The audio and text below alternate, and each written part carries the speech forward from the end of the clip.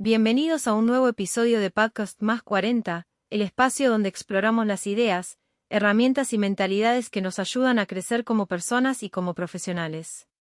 Hoy tengo el enorme honor de conversar con una leyenda viva del mundo financiero, Robert Kiyosaki. Autor del bestseller internacional Padre Rico, Padre Pobre, un libro que ha transformado la mentalidad de millones de personas alrededor del mundo, incluyéndome a mí. Robert ha dedicado su vida a enseñar aquello que las escuelas no nos enseñan, como alcanzar la libertad financiera. Con obras como El cuadrante del flujo del dinero, Guía para invertir y tantos otros títulos que ya son clásicos modernos, su enfoque directo, provocador y práctico ha inspirado a generaciones enteras a dejar de vivir por dinero y comenzar a hacer que el dinero trabaje para ellas. Hoy hablaremos no solo de dinero, sino de mentalidad, de errores, de hábitos y de cómo reinventarse en un mundo que cambia cada vez más rápido. Así que si estás listo para crecer, aprender y pensar diferente, quédate con nosotros. Bienvenido, Robert, y gracias por estar aquí. En Padre Rico, Padre Pobre, hablas del contraste entre tus dos padres. Si hoy alguien no tiene un modelo a seguir financiero, ¿cómo puede encontrar su propio Padre Rico? Hola. Antes que nada, gracias por dejarme exponer mis pensamientos en este podcast. Esa es una muy buena pregunta para comenzar. Mira, Padre Rico no es solo un hombre, es una mentalidad. Mucha gente se limita porque cree que necesita a alguien en carne y hueso para guiarlo. Yo tuve la suerte de tener a mi Padre Rico en la vida real, pero hoy en día, tú puedes encontrarlo en libros, en podcasts como este, en YouTube, en mentores virtuales. Lo que necesitas es buscar conscientemente a alguien que tenga los resultados que tú quieres tener, y luego aprender cómo piensa esa persona. No lo que hace, eso viene después, sino cómo piensa. Porque el pobre dice, no puedo permitírmelo. El rico pregunta, ¿cómo puedo permitírmelo? Eso es lo. Así que si no tienes un modelo financiero en casa, no te pongas excusas. El conocimiento está ahí fuera, más accesible que nunca. Pero cuidado, hay muchos gurús que venden humo. Un verdadero padre rico te reta, no te dice lo que quieres oír. Te hace pensar, te hace sentir incómodo. Te obliga a crecer. ¿Y sabes qué más? Tú también puedes convertirte en ese padre rico para otros, si estás dispuesto a pagar el precio del aprendizaje. Uno de los conceptos más poderosos de ese libro es, haz que el dinero trabaje para ti. ¿Podrías compartir un ejemplo práctico y actual de cómo aplicar esta idea? Claro. Mira, cuando digo haz que el dinero trabaje para ti, no estoy hablando de algo mágico ni de trabajar menos. Estoy hablando de inteligencia financiera. La mayoría trabaja por dinero, y ese dinero se va en gastos, deudas y cosas que pierden valor. El rico pone ese dinero en activos. Te doy un ejemplo actual y práctico, los bienes raíces. Supongamos que tienes algo de capital o puedes reunirlo. En lugar de comprarte un auto nuevo que se deprecia, compras una pequeña propiedad para alquilar. Un estudio, un departamento pequeño. El flujo de dinero de esa renta, mes a mes, es dinero que trabaja para ti. No estás tú en la propiedad, no estás sudando, el activo trabaja por ti. O incluso con menos capital, puedes empezar invirtiendo en fondos que generen dividendos, o en plataformas de inversión fraccionada donde participas en proyectos inmobiliarios, acciones o incluso criptomonedas estables. La clave es, cada dólar que ganas debe tener un propósito. Y ese propósito no es gastarse, es multiplicarse. Y recuerda, la mayoría trabaja toda su vida para otros, para el gobierno, impuestos, para el banco, deudas, y para su jefe, salario. Si no cambias eso, nunca serás libre. Yo prefiero que mis activos trabajen más duro que yo. ¿Te das cuenta? No se trata de cuánto ganas. Se trata de qué haces con lo que ganas. Mencionas que la escuela enseña a ser empleados, no empresarios ni inversionistas. ¿Qué habilidades financieras deberían enseñarse en las aulas desde pequeños? Exacto. La escuela está diseñada para producir empleados obedientes, no pensadores libres ni emprendedores. Nos enseñan a seguir órdenes, memorizar datos, sacar buenas notas, pero no nos enseñan a manejar el dinero, ni a asumir riesgos, ni a pensar en términos de activos y pasivos. Eso no es educación financiera, eso es entrenamiento para la esclavitud moderna. Ahora, ¿qué sí deberían enseñar desde pequeños? Te lo pongo claro. 1. Comprensión de activos versus pasivos. Esta es la base de todo. Un niño debe aprender que un activo pone dinero en tu bolsillo, y un pasivo te lo quita. Así de simple. La casa donde vives es un pasivo. Una propiedad que alquilas es un activo. 2. Flujo de efectivo. La mayoría solo sabe sumar su sueldo y restar sus gastos. Eso no es inteligencia financiera. Deben enseñar cómo hacer que el dinero entre sin tener que intercambiar tiempo por él. 3. Contabilidad básica. No me refiero a contabilidad de empresa, sino a saber leer un balance personal. Entender ingresos, egresos, deudas, patrimonio.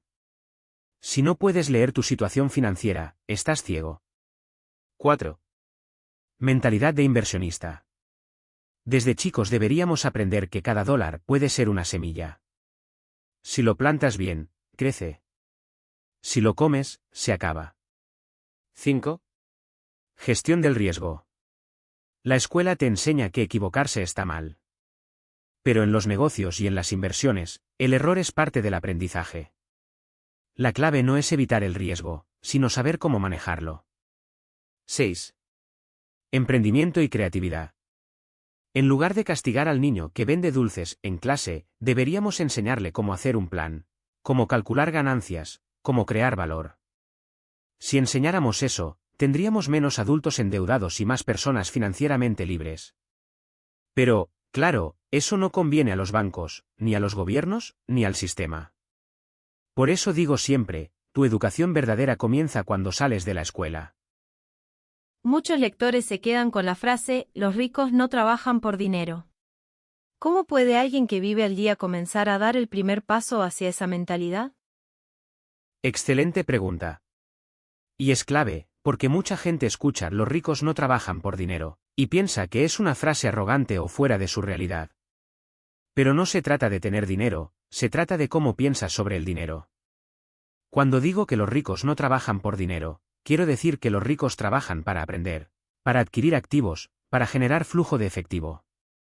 El dinero es el resultado, no el objetivo. Mientras tanto, la clase media y los pobres se levantan cada mañana a cambiar su tiempo por un cheque, y ese cheque se va en deudas, impuestos y gastos. Es un ciclo. Ahora, ¿qué puede hacer alguien que vive al día? 1. Empieza por la educación financiera. Antes de ganar más dinero, necesitas saber qué hacer con él. Lee, escucha podcast, ve vídeos. Yo empecé leyendo libros de negocios y jugando Monopoly. Eso me cambió la mente. 2. Haz una lista de tus gastos y clasifícalos en activos o pasivos. Casi todo lo que compramos son pasivos. Si puedes reducir aunque sea un poco tus gastos pasivos y empezar a construir un fondo para invertir, ya estás rompiendo el ciclo. 3. Piensa en cómo puedes generar ingreso pasivo, aunque sea pequeño. Puede ser vender algo en línea, rentar algo que no usas, crear contenido, ofrecer un servicio. El primer dólar que no depende de tu salario, es libertad. 4. Rodéate de gente que piensa diferente. Si todos los que te rodean viven endeudados, te parecerá normal. Busca conversaciones con gente que ya esté haciendo que el dinero trabaje para ellos, aunque sea por internet. Mira, la mayoría espera tener más dinero para cambiar su mentalidad. Pero es al revés, primero cambias la mentalidad, y después cambia tu realidad. Yo fui marino, no nací rico. Pero cambié como pensaba, y eso cambió todo. El cuadrante E, A, D, I, empleado, autoempleado, dueño de negocio, inversionista, ha cambiado muchas vidas. ¿Cuál fue el cambio más difícil para ti al pasar de un cuadrante a otro? A. El famoso cuadrante del flujo del dinero. Sí, ese modelo cambió mi vida, y la de millones de personas. Y también dolió. Cambiar de cuadrante no es cómodo. No es glamoroso. Es una guerra interna. Para mí, el cambio más difícil fue pasar de A, autoempleado, a de, dueño de negocio. Te explico por qué. Cuando estás en el cuadrante A, tú eres el negocio. Eres el experto. Eres el que lo hace todo. Yo había montado una empresa educativa, daba talleres, escribía materiales, pero si yo no trabajaba, no entraba dinero. Era esclavo de mi propio éxito. Y lo peor es que creía que era libre. El salto al cuadrante D implicó soltar el control, construir un sistema, contratar personas mejores que yo en ciertas áreas, y dejar de querer hacerlo todo. Eso fue duro. El ego grita. La inseguridad aparece. Pero es ahí donde empieza la verdadera libertad. Y luego viene el cuadrante, y el inversionista. Ese es otro juego. Ahí ya no trabajas por dinero, ni siquiera por sistemas. El dinero trabaja por ti. Inviertes en empresas, bienes raíces, activos financieros, pero también inviertes en inteligencia, relaciones y visión a largo plazo. Lo que la gente no entiende es que cada salto de cuadrante es un salto de identidad. Tienes que matar al tú que eras para convertirte en el que puedes ser. Eso asusta, claro. Pero ¿sabes qué da más miedo? Pasar toda tu vida en el cuadrante equivocado. ¿Crees que hoy, con la economía digital, es más fácil o más difícil pasar del cuadrante E al I?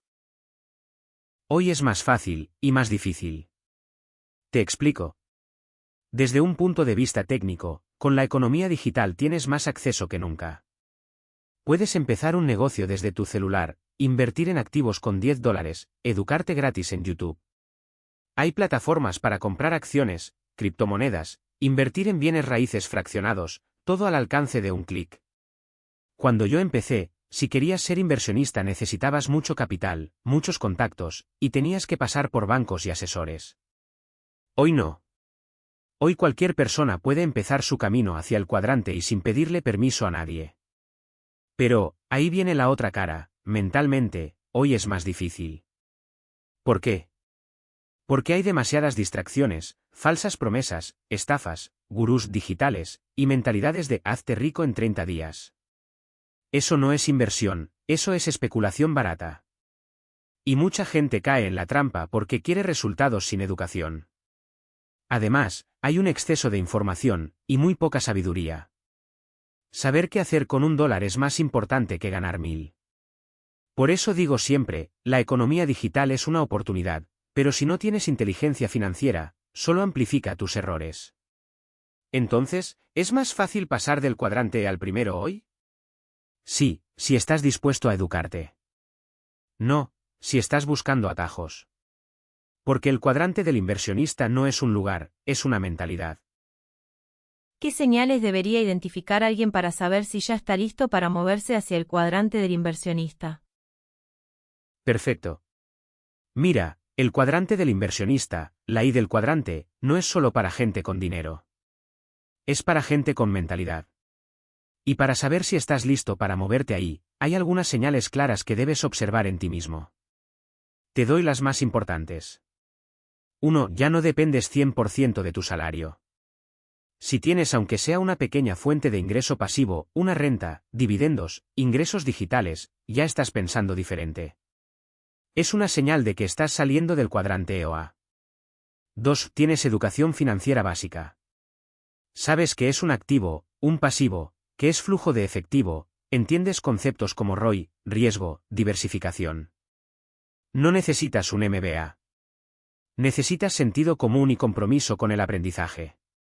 3. Has aprendido a controlar tus emociones con el dinero. Un inversionista no se deja llevar por el miedo ni por la codicia. Si aún entras en pánico cuando cae el mercado o compras solo por hype, no estás listo todavía. 4. Tienes dinero que no necesitas gastar de inmediato. No tienes que ser rico, pero sí debes tener algo de capital que puedas poner a trabajar. Si inviertes el dinero del alquiler o del supermercado, no estás invirtiendo, estás apostando. 5. Te atrae más el juego de largo plazo que la gratificación inmediata. El cuadrante Y es para gente que piensa en 5, 10, 20 años. Si quieres hacerte rico en 30 días, quédate en TikTok. 6. Estás rodeado de personas que también invierten.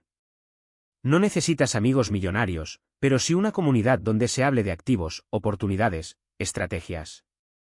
El entorno arrastra. Si todos tus amigos solo hablan de sueldos y deudas, tú también te quedarás ahí.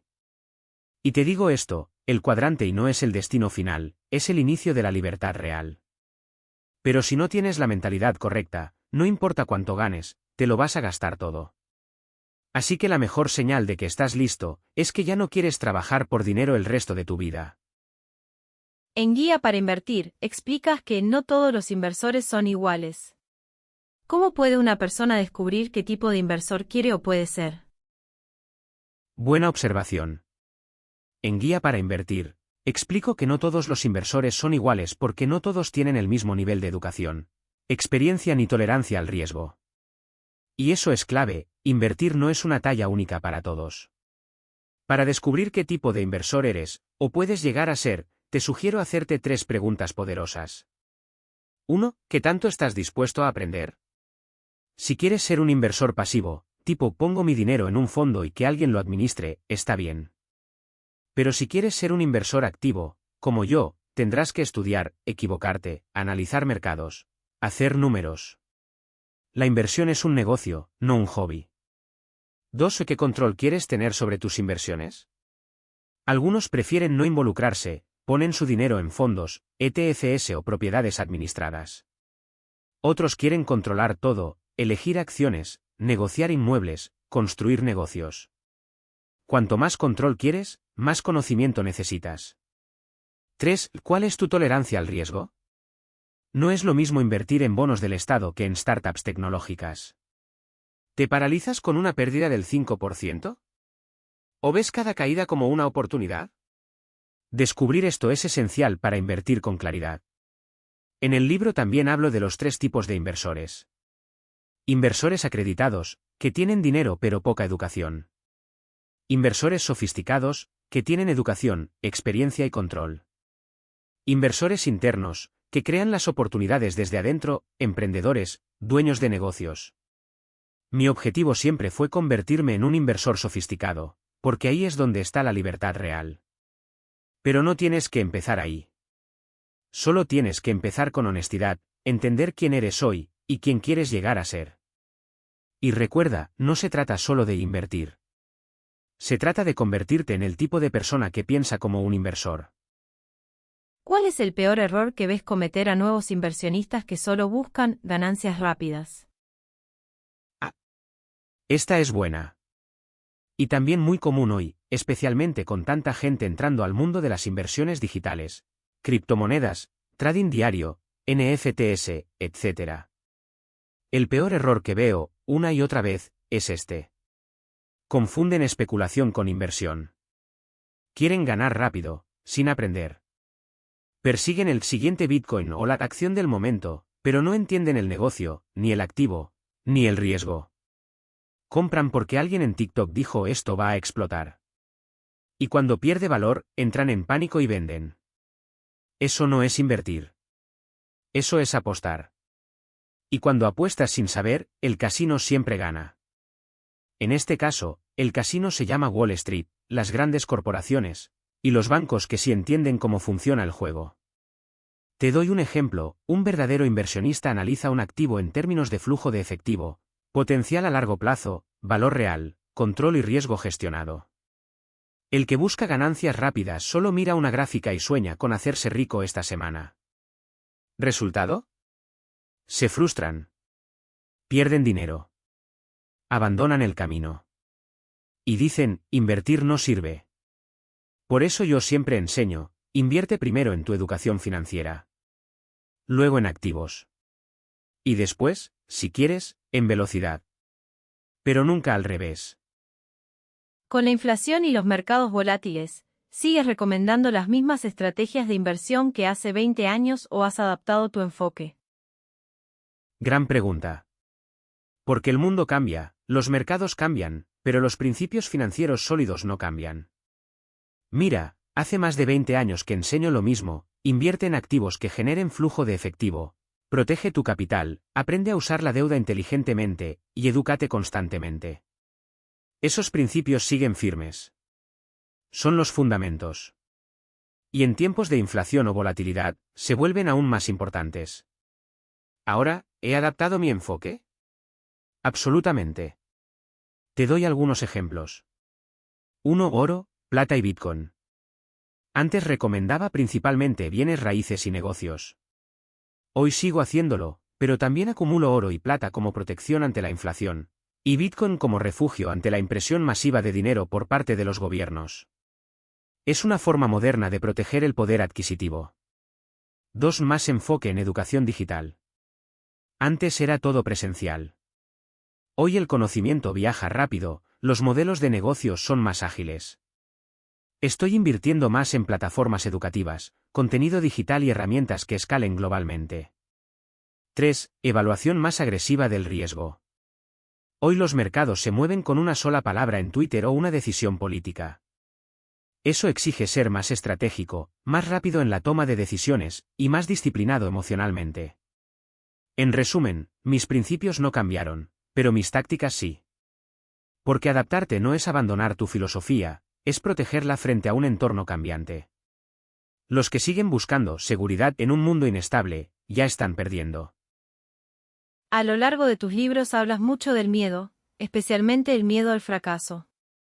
¿Cómo lo has gestionado tú en momentos clave de tu vida financiera? El miedo, siempre está ahí. No importa cuánto dinero tengas, cuánto sepas o cuántas veces hayas ganado. El miedo al fracaso, a perderlo todo, a quedar mal, nunca desaparece. Pero lo importante no es eliminarlo. Es aprender a actuar a pesar de él. En mi caso, lo gestioné de 3 formas. 1. Educación. El miedo nace de lo desconocido. Cuando no sabes cómo funciona algo, te asusta. Pero cuando lo estudias, lo entiendes, lo dominas, el miedo se transforma en claridad. Cuando aprendí cómo funcionaba el flujo de efectivo, los bienes raíces, los impuestos, las corporaciones, empecé a tomar decisiones con confianza. 2. Mentores. Siempre tuve personas a mi alrededor que sabían más que yo. Mi padre rico, empresarios, inversionistas, militares, gente que ya había pasado por donde yo quería ir. En momentos clave, cuando estaba a punto de rendirme o de tomar una mala decisión, ellos me ayudaron a ver más allá del miedo. 3. Fracasar temprano y barato. Una de mis filosofías es, fracasa lo antes posible, con poco dinero, pero con mucho aprendizaje. Cuando perdí mi primera empresa, dolió, pero fue una lección que me ahorró millones más adelante. El problema no es fracasar. El problema es no aprender. El miedo no se elimina. Se entrena. Como un músculo. Cada vez que actúas con miedo, lo haces más pequeño, y te haces tú más grande. Así que cuando la gente me pregunta, ¿cómo supero el miedo al fracaso?, les digo, hazlo con miedo. Pero hazlo bien preparado.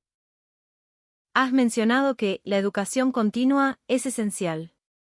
¿Cuál fue el último gran aprendizaje que cambió tu forma de pensar sobre el dinero? Mira, aunque llevo décadas enseñando educación financiera, yo sigo siendo estudiante. El mundo cambia, y si tú no cambias con él, te vuelves irrelevante. Uno de los aprendizajes más recientes, y poderosos, para mí fue entender el verdadero alcance del dinero digital y las finanzas descentralizadas. No solo Bitcoin, sino todo el ecosistema detrás, blockchain, contratos inteligentes, DeFi, tokenización de activos, todo eso está transformando cómo se crea y se mueve el dinero. Antes yo pensaba en términos muy clásicos, bienes raíces, empresas, metales preciosos, flujos de efectivo. Pero ahora veo que la tecnología está democratizando el acceso a activos y creando nuevos tipos de inversión, completamente descentralizados. Eso cambió mi forma de pensar. Y lo más importante, me recordó que el dinero es una idea, no una cosa. Hoy, puedes crear valor desde un teléfono, generar ingresos globales sin oficinas, tener activos que ni siquiera existían hace 10 años, y todo eso sin pasar por los bancos. Este aprendizaje me llevó a seguir educándome en áreas que antes ni consideraba. ¿Por qué? Porque el mundo financiero que viene no se parece al que dejé en la escuela, ni siquiera al que conocí hace 10 años. Y ese es el mensaje, el dinero evoluciona, y tú también debes hacerlo. Muchos creen que para tener éxito financiero hay que ser extremadamente inteligente o afortunado. ¿Qué mitos financieros aún ves que la gente sigue creyendo? Esa es una de mis favoritas. Porque si algo me he dedicado a hacer en todos mis libros, es a romper mitos financieros. Y sí, aún hoy, con toda la información disponible, la gente sigue creyendo en ideas que los mantienen pobres o atrapados. Te comparto algunos de los mitos más comunes que todavía veo. 1. Tienes que ser inteligente para ser rico. Falso. No necesitas un IQ alto, necesitas educación financiera práctica. Hay doctores, ingenieros y abogados con títulos brillantes, y están quebrados. ¿Por qué? Porque nunca aprendieron cómo funciona el dinero. 2. El dinero es la raíz de todos los males. Mentira. El amor al dinero sin propósito puede ser dañino, pero el dinero es solo una herramienta. En las manos correctas, puede cambiar vidas. Este mito viene de la religión malinterpretada y mantiene a la gente pobre espiritualmente. 3. Trabaja duro y serás recompensado. No necesariamente. Mucha gente trabaja duro toda su vida, y muere sin libertad financiera. ¿Por qué? Porque no trabajaron en construir activos. Trabajar duro no es suficiente, hay que trabajar inteligentemente. 4. Invertir es muy arriesgado. La verdad es que la falta de educación es lo arriesgado. Todo parece riesgoso cuando no sabes lo que haces. Si estudias, si te preparas, si entiendes el activo, el riesgo baja. 5. Compra casa y considéralo tu mayor inversión. No siempre. Una casa puede ser un pasivo, no un activo, si te saca dinero del bolsillo. La gente cree que propiedad iguala riqueza, y eso puede llevarlos a deudas malas y falsas seguridades. El mayor mito de todos, quizás, es este. Mano blanca indicando hacia la derecha, yo no puedo. La mayoría se autoexcluye antes de comenzar. Piensan que la riqueza es para otros. Pero no es así. El dinero no discrimina. Solo pide que juegues con inteligencia, disciplina y visión. Bien, vayamos a la última pregunta. Después de tantos libros, conferencias y años de experiencia, ¿qué consejo te darías a ti mismo cuando estabas comenzando a escribir tu primer libro? Qué gran forma de cerrar esta conversación. Si pudiera regresar y hablar con el Robert que estaba comenzando a escribir Padre Rico, Padre Pobre, me diría algo muy simple pero profundo. No escribas para ser popular. Escribe para ser verdadero. Cuando empecé, muchos me dijeron que estaba loco. Que la gente no quería escuchar que su casa no era un activo, que el sistema educativo estaba roto, o que trabajar duro no garantizaba riqueza. Me sugirieron suavizar el mensaje, hacerlo más aceptable. Pero elegí decir la verdad. Sin adornos. Con crudeza. Y eso fue lo que conectó con millones de personas. Entonces, el consejo sería, confía más en tu voz auténtica. No trates de agradar a todos. Tu misión no es ser aceptado, es despertar mentes. También me recordaría algo más práctico. Piensa a largo plazo. Cuando escribes, enseñas o inviertes, no debes enfocarte solo en el éxito inmediato. Piensa en sembrar ideas que sigan creciendo 10, 20 o 50 años después. Hoy, más de 2 décadas después, Padre Rico, Padre Pobre sigue cambiando vidas. Eso es el verdadero impacto. Así que, en resumen, sé verdadero. Piensa a largo plazo. No dejes que el miedo o la crítica silencien tu mensaje. Esa sería mi carta al joven Robert escritor. Robert, ha sido un verdadero privilegio tenerte hoy con nosotros. Gracias por compartir tu sabiduría, tu experiencia y, sobre todo, tu honestidad. Tus libros han sido una guía para millones, pero escucharte hablar en persona, con tanta claridad y pasión, nos recuerda que la educación financiera es mucho más que números, es una forma de vivir con propósito y libertad.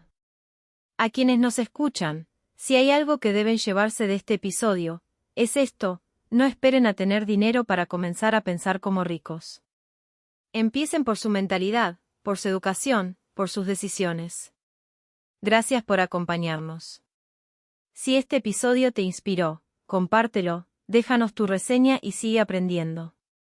Hasta la próxima, y recuerda, el activo más valioso que tienes, eres tú.